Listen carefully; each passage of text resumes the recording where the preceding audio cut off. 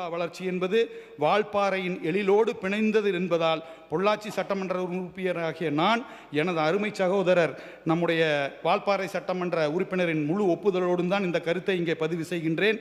பொள்ளாச்சி சுற்றுலா மேம்பாட்டிற்கு பல சிறப்பு திட்டங்கள் இருந்தால் கூட ஒன்றே ஒரு திட்டத்தை கூறுகின்றேன். ரோப்கார் திட்டம்.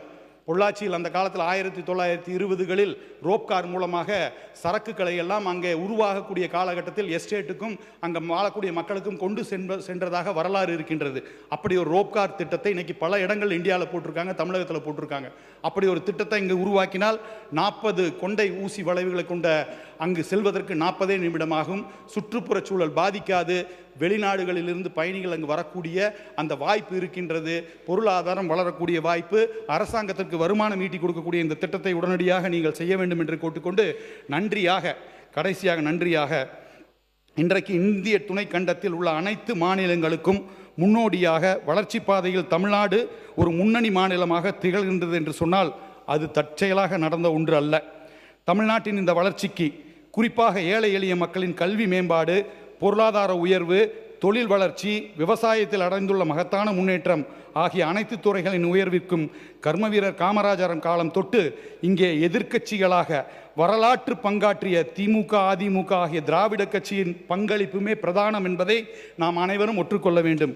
கடந்த 60 ஆண்டு காலமாக தமிழகத்தை ஆட்சி செய்தவர்கள் இந்த மண்ணை சமூக நீதி பூமியாகவும் தொழில் நலமிக்க மாநிலமாகவும் செதுக்கி இருக்கின்றார்கள் என்பதை யாராலும் மறுக்கவோ மறைக்கவோ முடியாது. இங்கே ஆளுங்கட்சியில் அமைந்திருக்கக்கூடிய மாண்புமிகு உறுப்பினர்களில் பெரும்பாலானோர் இளைஞர்கள். இந்த சபையில் பலர் உரையாற்றும் பொழுது நாங்கள் எளிய பின்னணியில் இருந்து வந்தவர்கள், ஏழை எளிய குடும்பத்தில் பிறந்த எங்களை போன்றவர்களுக்கு இந்த சட்டமன்றத்தில் வர வாய்ப்பளித்த எங்கள் தலைவரை பாராட்டுகின்றோம் என்று குறிப்பிடுவதை நாம் அனைவரும் தொடர்ந்து கேட்டு வந்திருக்கின்றோம். உண்மைதான். சாமானியர்களையும் எளிய பின்னணி கொண்டவர்களையும் இந்த உயரத்திற்கு அழைத்து வந்து இந்த புனித மன்றத்தில் அமர வைத்த பெருமை தமிழக அரசியலுக்கு எப்பொழுதுமே உண்டு. ஆனால் இளைஞர்களாகிய அவர்கள் பிறந்தது முதல் இன்றைக்கு இந்த சட்டமன்றத்தில் உறுப்பினராக வந்து அமரும் வரை அவர்கள் வாழ்க்கையில் ஒவ்வொரு கட்ட வளர்ச்சியிலும் தமிழக அரசின் பங்களிப்பும் நலத்திட்டங்களும் நிச்சயமாக இருந்திருக்கின்றன. அந்த தமிழ்நாடு அரசு என்பது கடந்த 50 ஆண்டுகளாக திராவிட கொள்கையின் அடிப்படையில் அமைந்த அரசுதான். இன்று ஆளுங்கட்சியாக இருக்கக்கூடிய இளைஞர்களுக்கு நான் அன்போடு வைக்கும் வேண்டுகோள் ஒன்றுதான். அரசியல் களத்தில் பார்வைகளும் பயணங்களும் வேறாக இருக்கலாம். அரசியல் களத்தில் பார்வைகளும் பயணங்களும் வேறாக இருக்கலாம். ஆனால் இந்த மாநிலத்தை 60 ஆண்டுகளாக வழிநடத்தி வந்த திராவிட இயக்கங்களின் மூத்த தலைவர்களின் இந்த மாநிலத்தை 60 ஆண்டுகளாக வழிநடத்தி வந்த திராவிட இயக்கங்களின் மூத்த தலைவர்களின் ஆலோசனைகளை கேட்டும் அவர்களின் நீண்ட நாள் அனுபவத்தில் இருந்து பாடம் கற்றுக்கொண்டும் நீங்கள் செயலாற்ற வேண்டும் என்று அன்போடு கேட்டுக்கொள்கின்றேன்.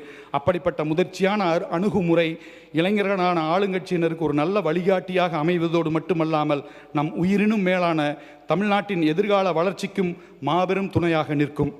அனுபவமும் இளமையும் இணைகின்ற இடத்தில்தான் உண்மையான வளர்ச்சி சாத்தியமாகும் என்ற நேர்மறை சிந்தனையோடு தமிழகத்தின் நலனை மட்டுமே முன்வைத்து நாம் அனைவரும் இணைந்து பணியாற்றுவோம் என்று கூறி வாய்ப்புக்கு நன்றி கூறி அமர்கின்றேன். நன்றி, வணக்கம்.